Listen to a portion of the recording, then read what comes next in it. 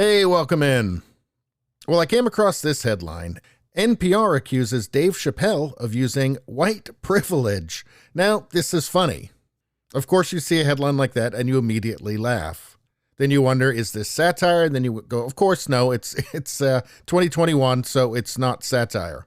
This is somebody being entirely serious.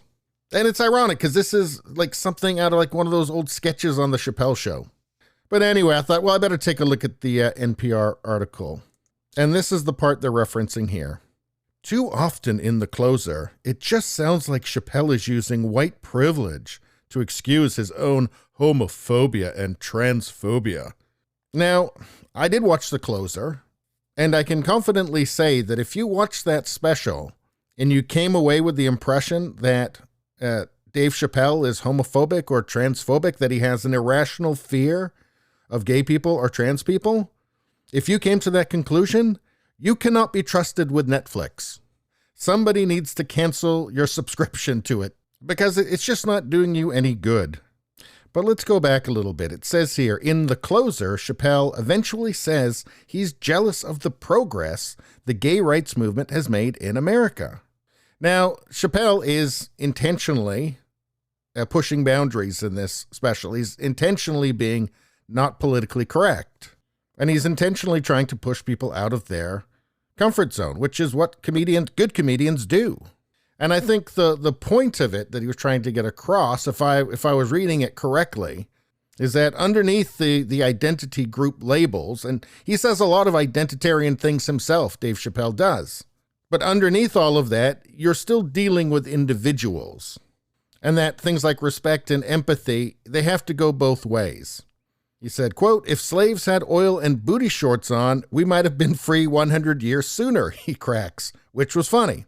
But it's not funny to this NPR person. But lines like that assume that the struggle over oppression is a zero-sum game. Well, I find this kind of amusing because that is exactly what the left thinks. And if you're writing for NPR, you're on the left.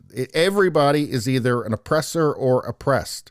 I mean, that is fundamental to modern leftism. So, but anyway, that because some gay people have access to white privilege in America, all their concerns about stereotyping and marginalization are hollow and subordinate to what black people face.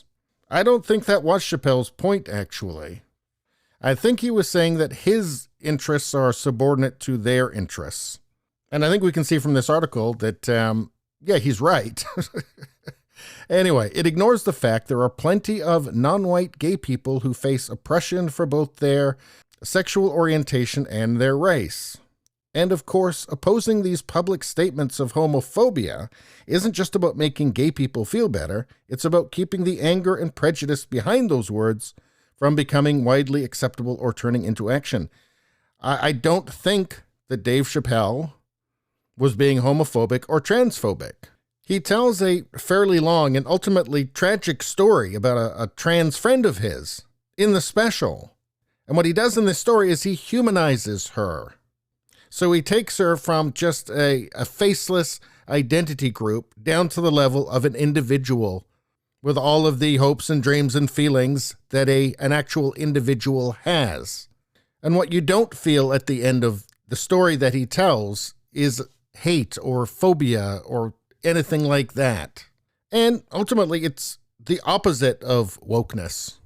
Seeing this person as a person instead of just part of a homogenous group. Anyway, I mean, you watch the special yourself and you tell me if you think so. We're not going to go over the whole thing here. And then, of course, we get to the line, too often in the closer, it just sounds like Chappelle is using white privilege to excuse his own homophobia and transphobia. Which I don't believe that he has, and I don't think any sane person watching that special would think that he has. But this is the identity politics game. I mean, Chappelle shouldn't be surprised, if he is surprised, that a writer at NPR is saying that he has white privilege, because that's how you take somebody down. Now, that they know the answer before they've heard the question, and it's always white people did it.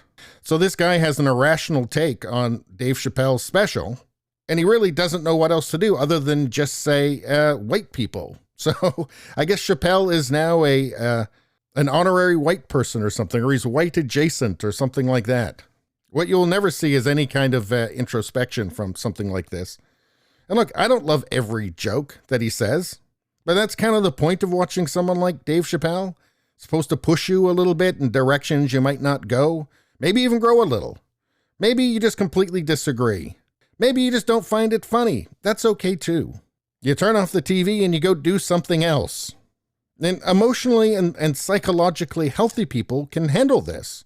Children can't, and the woke can't, because they've been told that words they don't like are violence, and feeling uncomfortable is abuse. And you never have to think, because the answer to every question is, I'm being oppressed. And so voila, Dave Chappelle is using this invisible superpower called white privilege. It's great. It works on everything.